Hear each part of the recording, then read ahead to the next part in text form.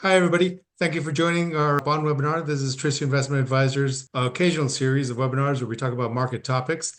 And today, John Calverley, our chief economist, is going to lead the discussion on our view on bond markets and where they might be heading for next. This is extremely topical at the moment, given all the things that are going on in the markets with U.S. administration policies. So it'll be very interesting. As usual, if you have questions, please type them in. We've already got some questions from emails from people. Please type them in into the chat, and we'll get to them at the end of it. All right, thank you very much, John. Over to you. Okay, thanks, Jerry. As you say, there's a lot going on. What today we're going to focus on is the inflation outlook in the US, and I'm going to argue that inflation in the US is likely beaten, or at least very nearly beaten, or very soon to be beaten. Going to look at the question of how much the US economy is going to slow. I think it's certain to slow in the next few months. The real question is how much. Looking particularly at the risks for bond investors. And then I'm going to pass over to Jerry to have a look at some charts on bonds, but also on stocks, which is obviously getting a lot of attention at the moment. So this chart shows core PCE inflation, not CPI, but PCE inflation.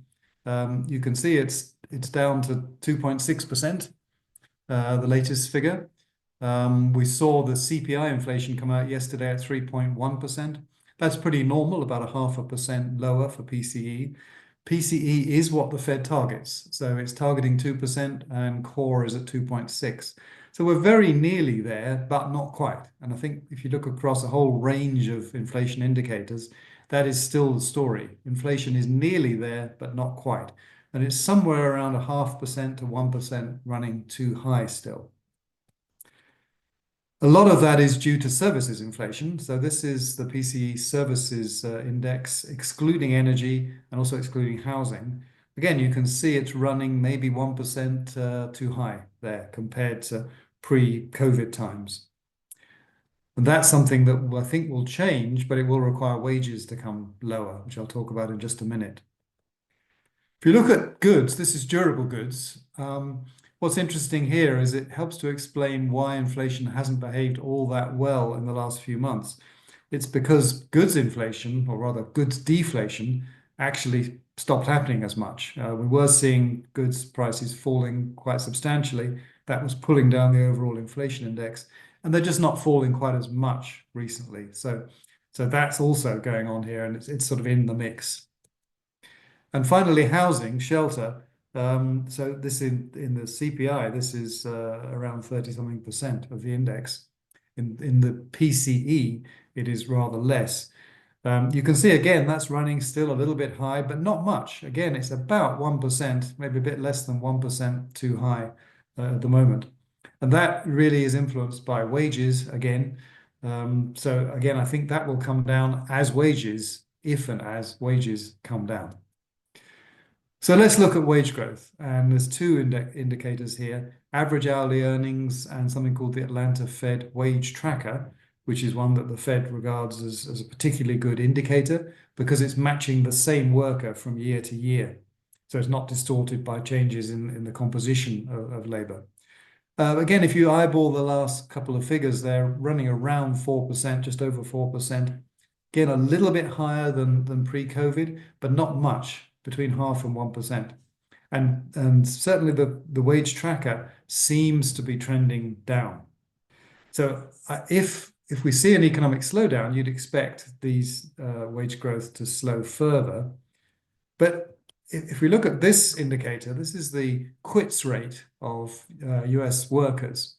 So this is voluntary quits, and it's kind of an indication of the extent to which people are comfortable that they can voluntarily leave their job and easily get another job. Maybe they've already got another job. So it's an indicator of how tight the labor market is. And you can see the quits rate is already well below where it was pre-COVID. And if you can go back to the early 2000s as well.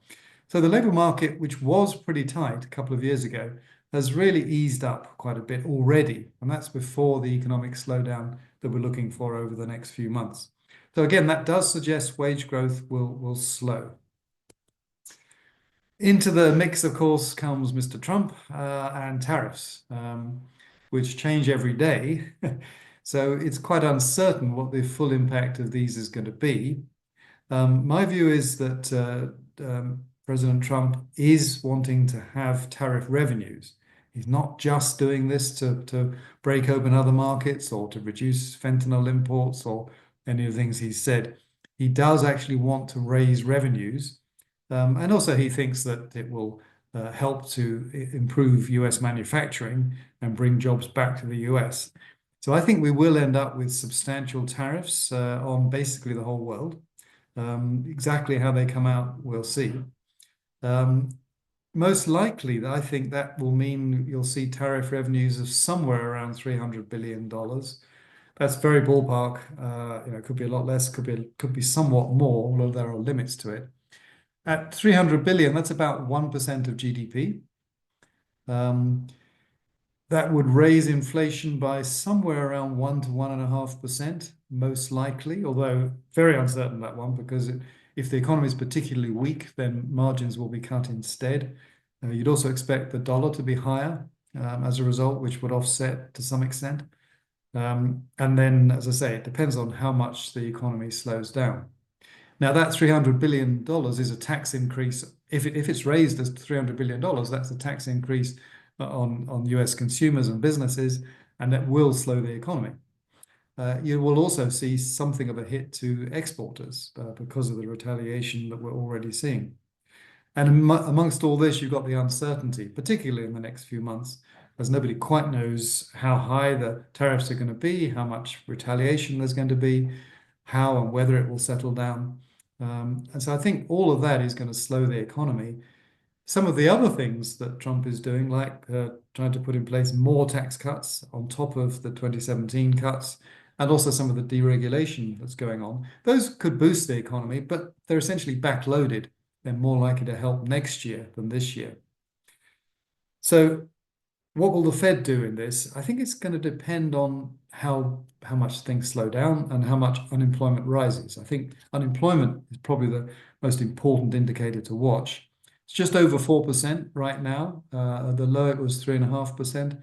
It's still considered to be very low indeed.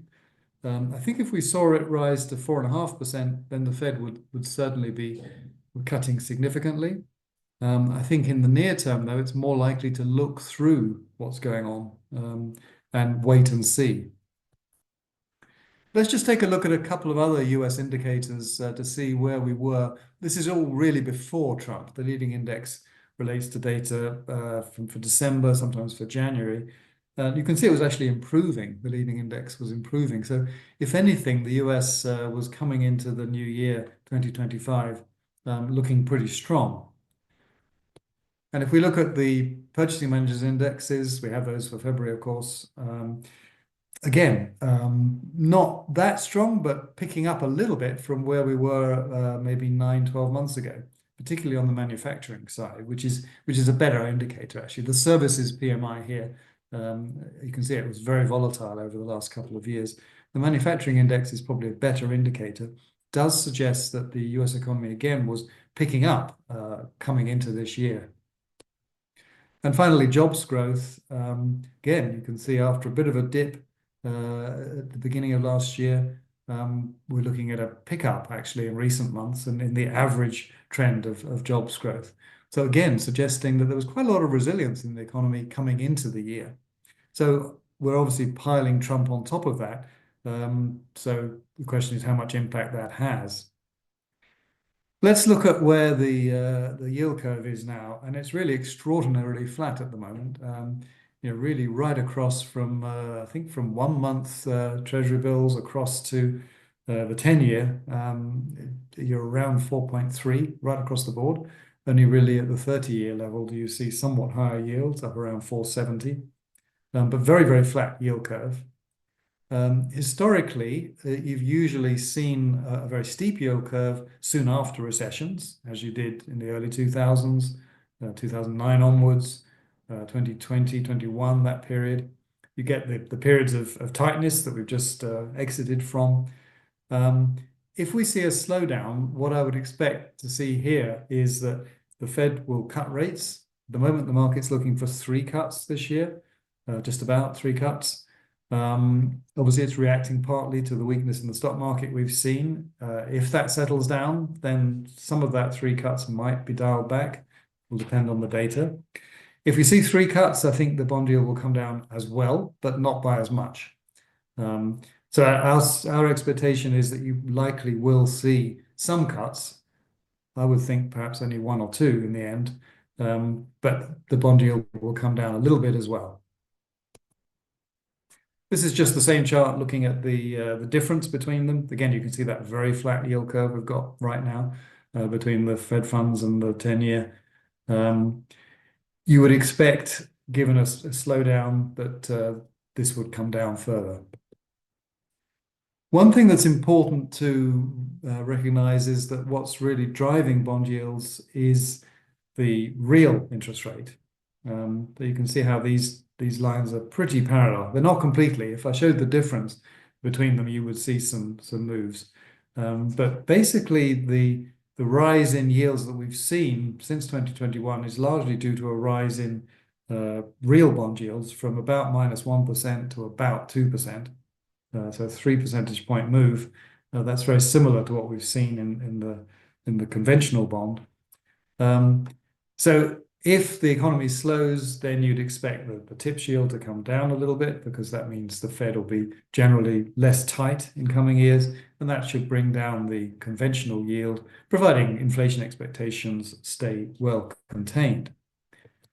And this is inflation expectations. I'm looking here at the so-called 5-year forward rate, which you can derive by looking at bond yields.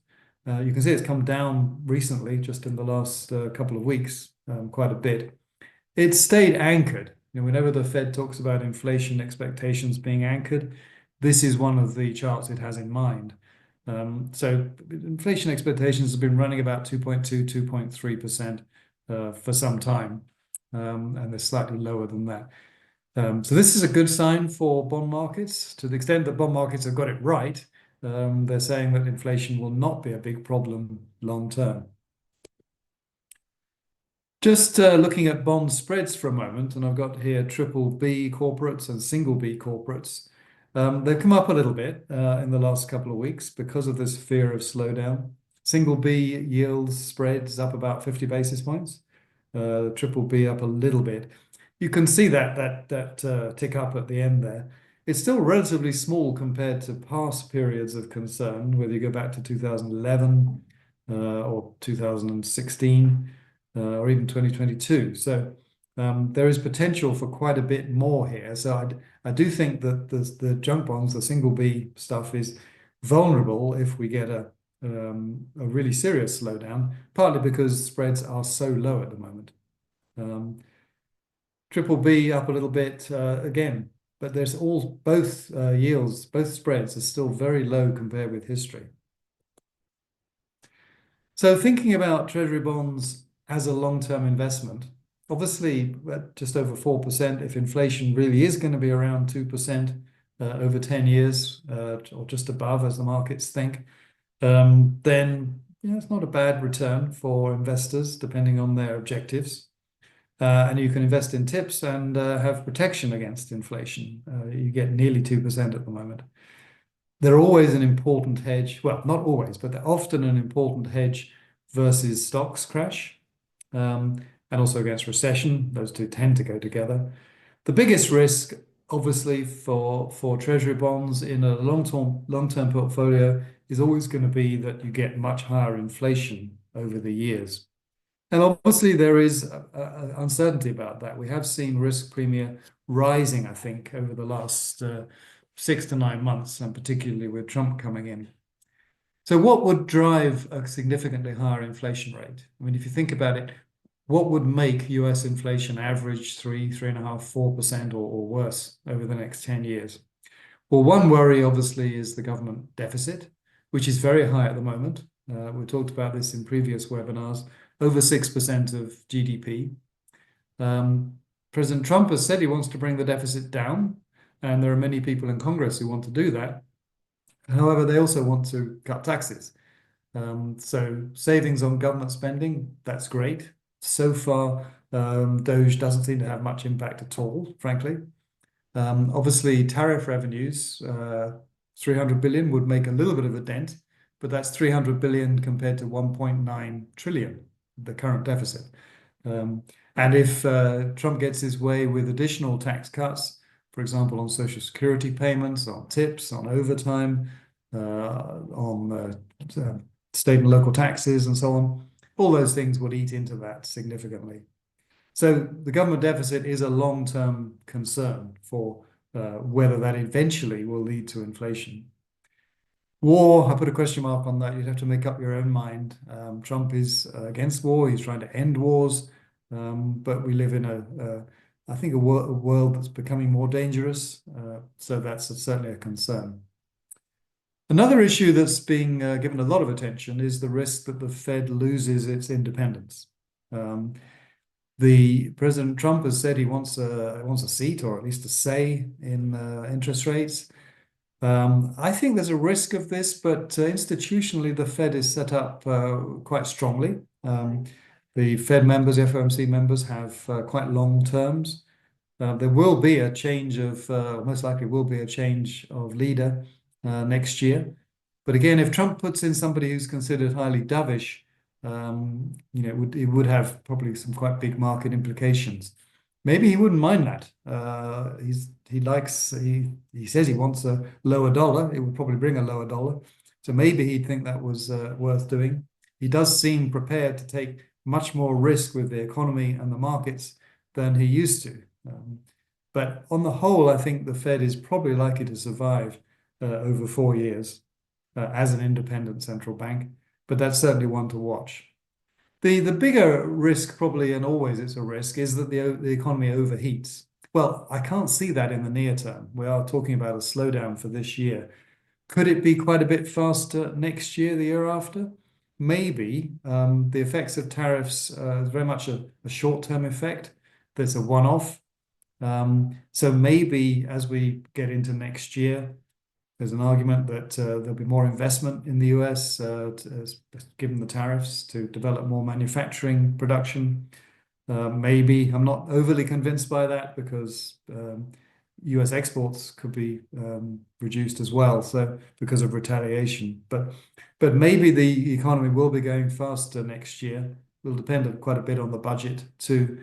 That could bring risks of overheating in 1 or 2 years' time. But I think the story in the near term is a slowing economy, which means that inflation is likely to come down to 2%, as I've said, and the risks therefore are reduced of high inflation, at least for the next few years. Let's have a quick look at equity valuations, because that's a big focus right now. We've obviously seen the US market fall back. You can see that at the end there. Still pretty expensive for the US. Quite a big move out of US stocks, particularly tech stocks, into value stocks, into Europe, elsewhere. So quite a lot going on. Gerry will talk a bit more about that. Just briefly on European bonds, I've talked about the US. So the big news in Europe in the last couple of weeks has been the push towards higher fiscal spending, particularly on defense, but also probably on infrastructure. The German election has hopefully opened up potential there for substantial new spending and a much bigger, a fiscal deficit rather than almost balance.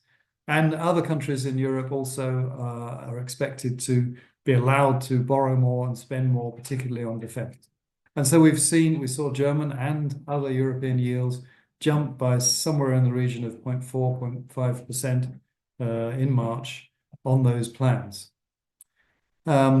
Markets tend to think that the faster GDP growth will control deficits. But nevertheless, there is more concern, I think, about the potential for faster growth in Europe and what that would mean for inflation. And that's why the yields have risen.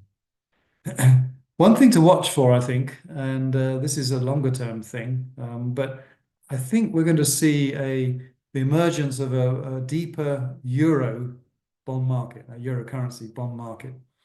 And this is something that people have been talking about for a long time. It could be more of a rival to the US. It's something that's probably, I think, going to come out of combined European borrowing to spend on defense. Near term, though, the European bond outlook, well, US tariffs are going to be a threat to European growth. It's not nearly as serious as the threat to Canada or Mexico, but it is a threat. Um, and the uncertainty, of course, that we're seeing. And then on the UK gilt yields, I think there's particular concerns because unlike the US, where inflation is coming down, and also Europe, where inflation, I think, is getting under control, UK still has a bit more inflation in the pipeline. And that seems to be driven by particularly wage growth, services inflation. So there's a bit more concern there, I think, that 2% inflation is not in the bag yet in the UK.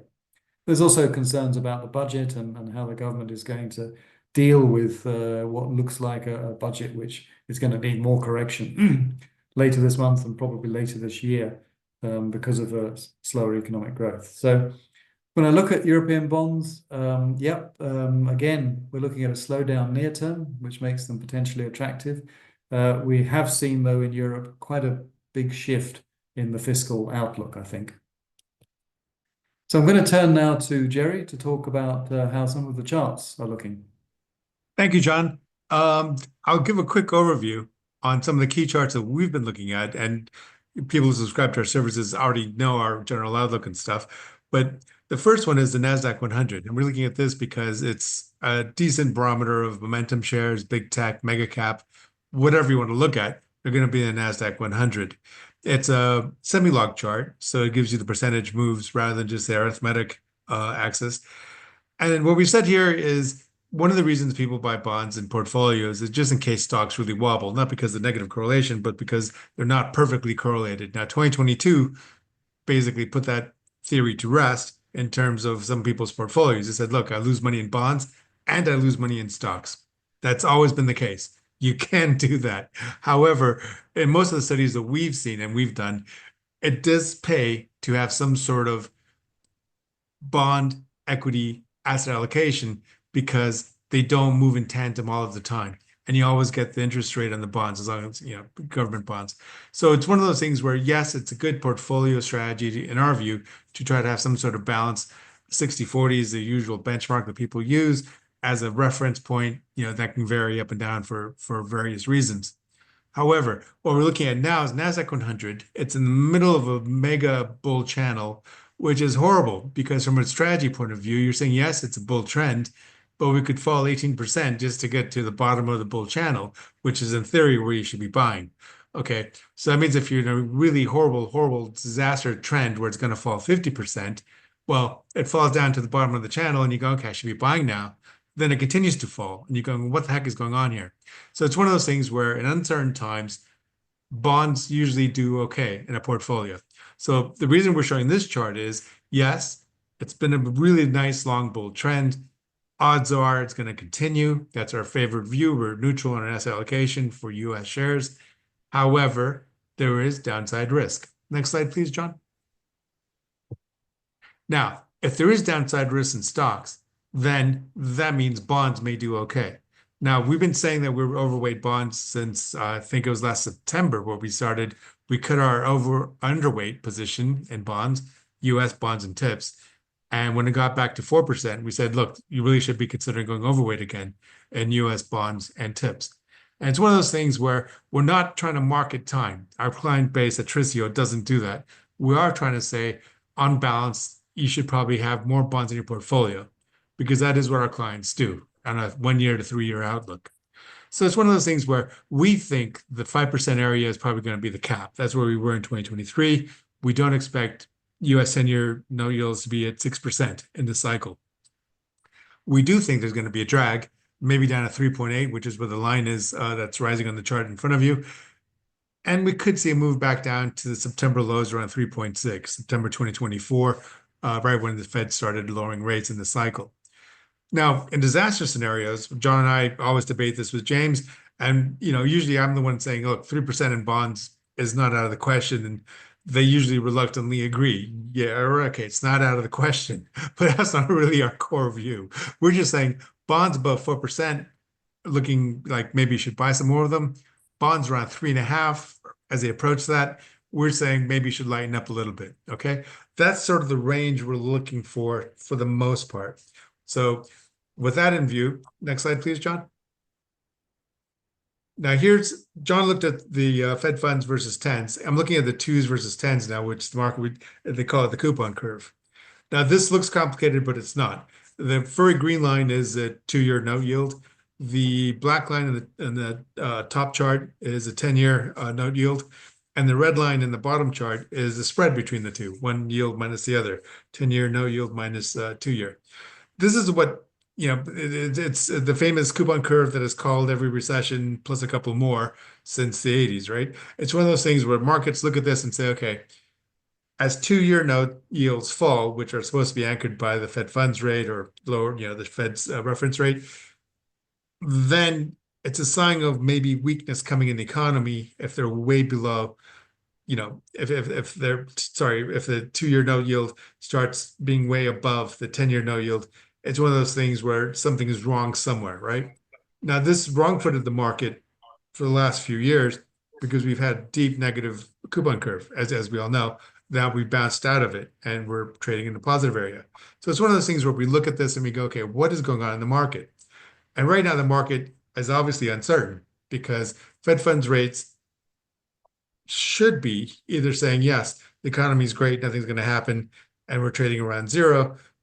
Or as John said, if the Fed does cut rates 3 times this year, then Fed funds are really way too high. The 2-year note yield is way too high, and it should be pricing in a few more rate cuts. And we should see this coupon curve rise a lot more. Okay. So it's one of those things that we're looking at this and we're saying right now, we're kind of hoping the coupon curve does actually go higher towards 80 basis points on the view that the Fed has a couple of cuts up their sleeve and we see the 2-year note yield drag down a lot lower. Next slide, please, John. Now, what does that mean for us here in the UK? That means a couple of things. One, global markets trade with each other for the most part. The UK yield is standing out right now because it's trading with an eye to, as John said, some uncertainty in terms of budget, some uncertainty in terms of inflation, and what is the Bank of England going to do? So we think it's bumping a little bit towards the high end of the range. And here, again, we're saying you should probably think of an overweight position in UK gilts on the view that yields will probably come down to 4.5, 4.3, and even 4%. So it's one of those things where we think yields are a bit on the high side right now and are likely to be dragged lower. Next slide, please, John. Now, the German 10-year Bund yield. This is the one that really exploded over the last few weeks as they announced a big spending package that is being debated now. Now, I'm not going to get into the weeds of what they should do in terms of fudging their data and getting around their whole, deficit rules. But on the chart, it looks like if we started leaving 3% behind in the Bund, then we really have to start, again, on the chart, thinking about 4%, maybe 4.5 to 5%. It's one of those things where it's been a barometer for such a long time for the market that, in my view, it's going to be very difficult for fund managers to not look at something like this and say, look, something's changed in this game, and we're no longer looking at debt the same way in Germany and potentially the wider European bond markets. Our favorite view right now is that we're going to stick around, for the most part, below 3%, and Bund yields will drift back to lower levels if, in fact, people look at this and say, okay, we can deal with the extra debt issuance. Growth picks up, inflation doesn't roar higher, we can live with it. Next slide, please, John. Now, Europe does have some big bond markets, and Italy is one of the biggest ones, and that's one we look at mostly as a spread versus Bunds. The key thing here is that as German bond yields went up, German Bund yields went up towards 3%, the spread over BTPs remained pretty steady. So you didn't see BTPs narrow suddenly. Everybody said, okay, it's a bit of a game changer, but we'll adjust it across the board and take basically a broad brush. So the spread stayed the same and Italian bond yields went up. So here, we're not looking for a push back up to 5 or higher.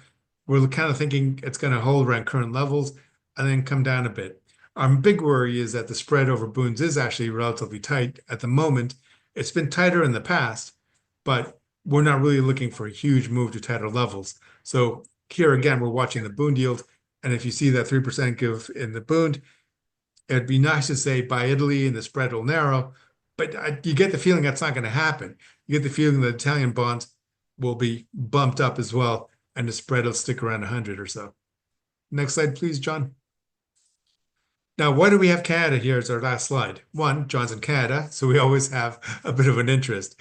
Two, the tariffs, as John mentioned, from the US seem really aimed mostly at Canada, Mexico, and a little bit at Europe today, or this week, if you will, and probably more coming. But it's one of those things where Canada is, the old refrain for Mexico is so far from God, so close to the US. I think Canada is moaning the same way now. So it's one of those things where if you think the Canadian economy is not going to do well over the next year or so as they deal with higher tariffs and the hit to economic growth, which is probably what everybody thinks at the moment, but you think dollar Canada is not going to break much above 1.5. 1.48 is a big figure, 1.48, 1.5, and head towards 1.6. And you show our view that dollar Canada may come back to 1.35, 1.32. And you think bond yields are not going to go a lot higher in Canada. And this chart suggests we're testing support now around 3%. And in fact, you might think bond yields in Canada might go towards 2.5. Then you got the double whammy. The bond moves in your direction, and the currency, if you think the currency is going to steady or even firm against the dollar and other currencies, then you might get the CAD as a kicker in your portfolio as well. How's that, John? Just for you. All right. So CAD Yeah, bond. we need all the help we can get. Okay. Now that's it for my slides, I believe, John. Next slide should be our three faces. Anybody who has questions about this, please come back to us. Email us directly or contact us through the website, and we'll be more than happy to get back to your questions. We'll be posting the webinar on our YouTube channel within the next few days, and we'll let everybody know who signed up that this is where it is. Thank you very much. Thank you for your time, John. Sorry James couldn't make it today. Thank you, everybody. Thanks, Jerry. Thanks, everybody.